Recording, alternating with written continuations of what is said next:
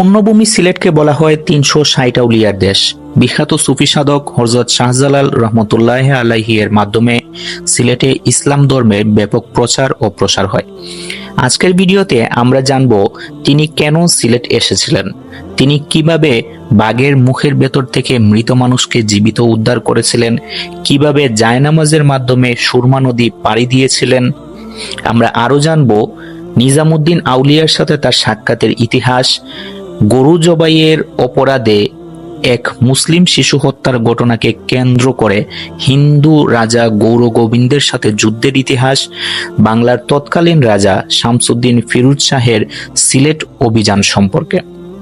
শুরুতে হযরত শাহজালাল রহমতুল্লাহ আলাইহির জন্ম ও প্রাথমিক জীবন নিয়ে বলে রাখি, তিনি 25শে মে 1271 সালে জন্মগ্রহণ করেন ইয়েমেনে। এজন্য তাকে হযরত শাহজালাল মুজাররাদে ইয়েমেনি বলা হয়। মুজাররাদ মানে যিনি বিয়ে করেননি এবং নারী সঙ্গ বিবর্জিত পুরুষ। তিনি যখন মাত্র 3 বছরের শিশু তখন তার মা মৃত্যুবরণ করেন এবং 5 বছর বয়সে বাবাকে হারান।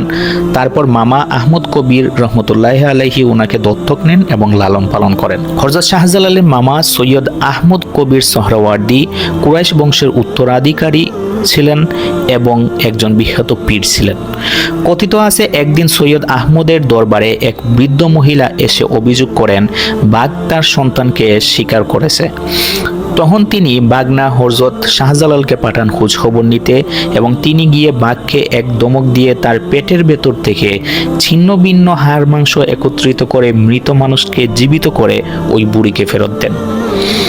এই জন্য সিলেটে একটা কথা প্রচলিত আছে, আন্দাইর গরু জলেলাল বলো বাবা শাহজালাল, অর্থাৎ তিনি অসম্ভবকে সম্ভব করতে পারেন, নিঃসন্তানকে সন্তান দিতে পারেন, রোগী সুস্থতা লাভ করে তার উসিলায়।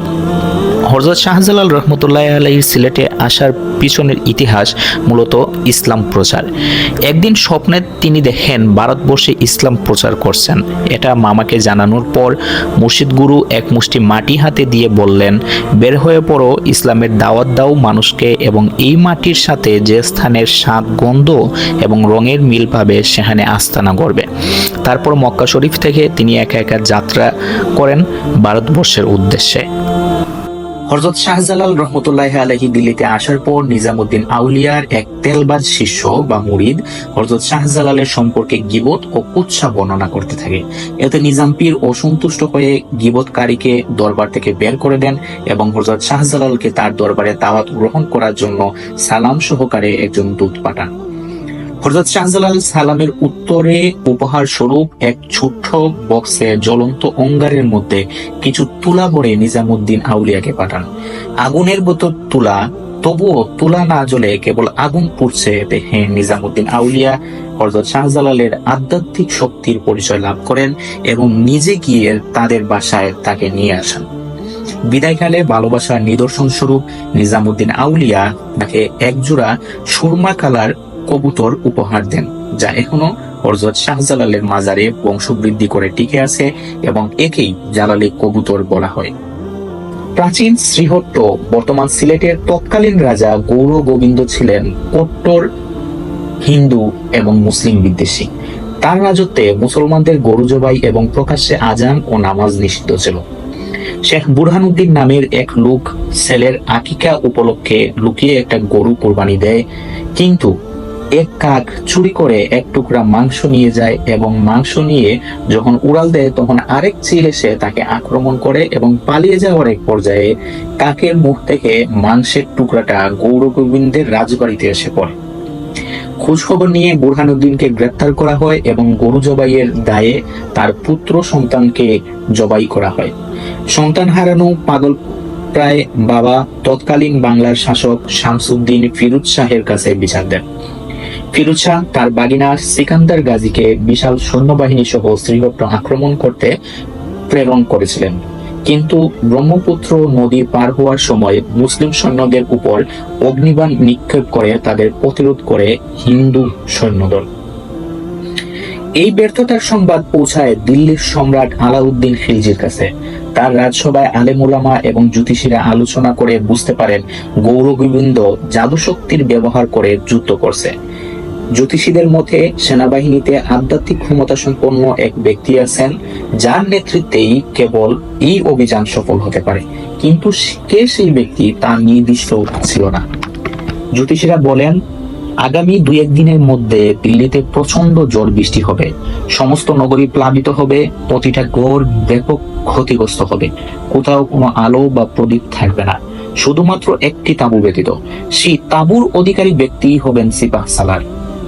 অবশেষে দেখা গেল ঝড় বৃষ্টির রাতে একজন সাধারণ সৈনিক একাগ্র মনে পবিত্র কোরআন তেলাওয়াত করছেন। সম্রাট সেখানে উপস্থিত হয়ে অভিযানে নেতৃত্ব দিতে অনুরোধ করেন এবং সৈনিক রাজি হন। তিনি সৈয়দ নাসির উদ্দিন। দিল্লিতে হযরত শাহজালালের সাথে দেখা হয় আলাউদ্দিন খিলজির সেনাপতি সৈয়দ নাসির উদ্দিনের। তিনি শাহজালালের শিষ্যত্ব গ্রহণ করেন এবং একসাথে রওনা দেন সিলেটের উদ্দেশ্যে।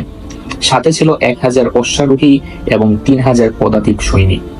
সোনারগাঁয়ে এসে শাহ সিকান্দার গাজী বাহিনীর সাথে মিলিত হন।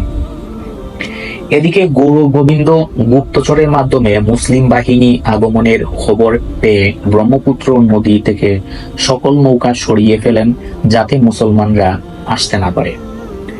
কথিত আছে যে হযরত শাহজালাল তার শিষ্যদের নিয়ে জায়নামাজে করে ব্রহ্মপুত্র নদী অতিক্রম করেন সম্পূর্ণ বিনা বাধায়। নদী পার হয়ে তাঁবু গাড়েন মুসলিম বাহিনী। এবারও পুরাতন কৌশলে অগ্নিবাণ ছুড়ে শত্রুদল, কিন্তু কালেমার কাফেলার কোনো ক্ষতি হয় না। এই সংবাদ পেয়ে গৌর গোবিন্দ অবাক হন এবং ভীত হয়ে বরাক নদী থেকেও নৌকা সরিয়ে ফেলেন, যাতে মুসলিম বাহিনী আর অগ্রসর হইতে না পারে।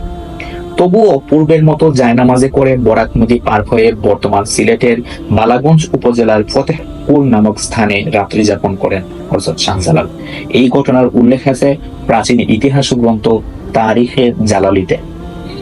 সর্বপ্রকার কলাকৌশল ব্যর্থ করে মুসলিম বাহিনী যখন এগিয়ে আসছে, তখন শেষ চেষ্টা হিসেবে গৌর গোবিন্দ জাদুমন্ত্র সহ এক প্রকাণ্ড লোহার ধনুক তৈরি করে এবং হযরত শাহজালালকে প্রস্তাব দেয়, কোন মুসলমান যদি এই ধনুক একা তুলে ধরতে পারে এবং ধনুকে তীর লাগিয়ে তার সুতা বাঁকা করতে পারে, তাহলে বিনা যুদ্ধে রাজ্য ছেড়ে চলে যাবে গৌর গোবিন্দ।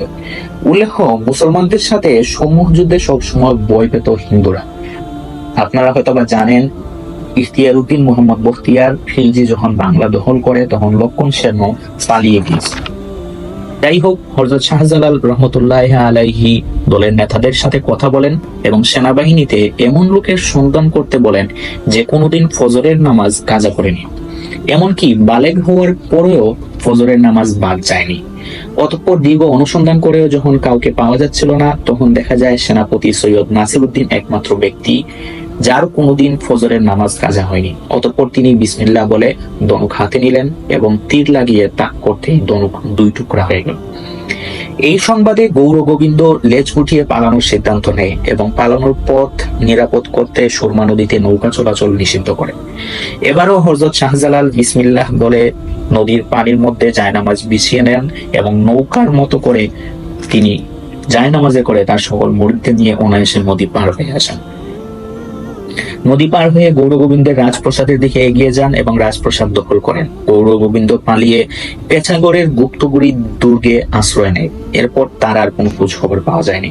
কথিত আছে, সিলেট দখলের পর হযরত শাহজালাল 3 দিন এই জায়গায় অবস্থান করেন এবং প্রথম গৌর গোবিন্দের রাজপ্রাসাদে আজান দেওয়ার জন্য বলেন, এবং যখন আজান দেয়া হচ্ছিল তখন আজানের সুমধুর কণ্ঠে গৌর গোবিন্দের রাজপ্রাসাদ ভেঙে চুরমাচুর হয়ে ইট এবং দেয়াল খসে পড়তে লাগে। এই ছিল হযরত শাহজালালের সিলেটে আগমনের কাহিনী এবং তার আসার পরবর্তী সময়ে সিলেটের মানুষ ব্যাপক হারে ইসলাম গ্রহণ করতে থাকে এবং সিলেট এবং তার আশেপাশে ইসলাম ছড়িয়ে পড়তে থাকে। ধন্যবাদ যারা শুনছিলেন এতক্ষণ। আসসালামু আলাইকুম।